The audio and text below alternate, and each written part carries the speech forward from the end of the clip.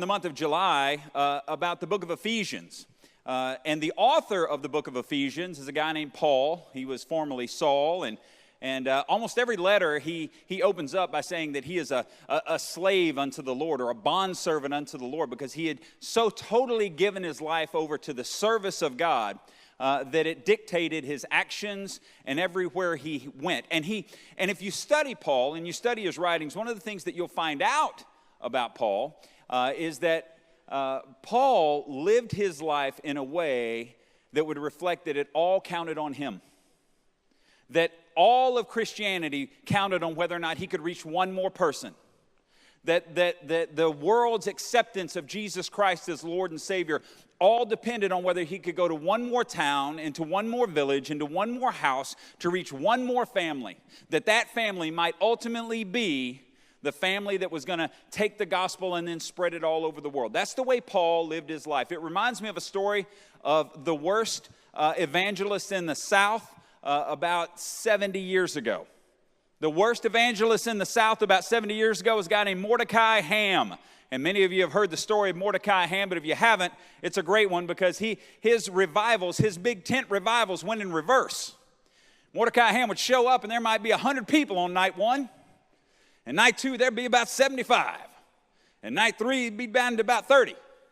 And if you made it to night four, there might be 10 or 15 people. And it was on one of these nights in North Carolina that he's doing this revival. And sure enough, the numbers start dropping night after night after night after night. And it gets down to the last night of the revival, and there's just a few people left. And he's doing the best he can with what he has.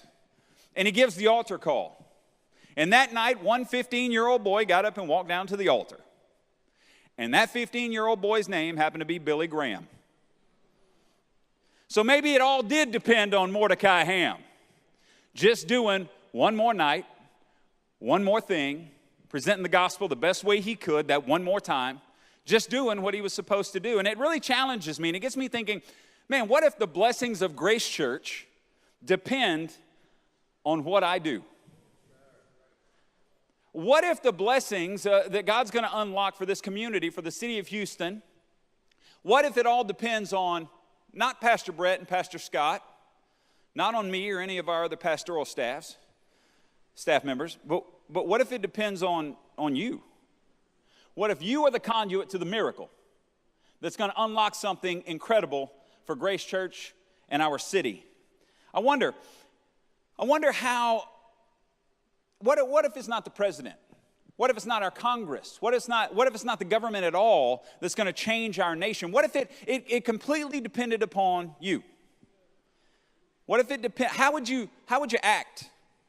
How would you live differently? What are the things that you would start doing that you're not doing today? And what are the things that you would stop doing that you are doing today if it all depended on you?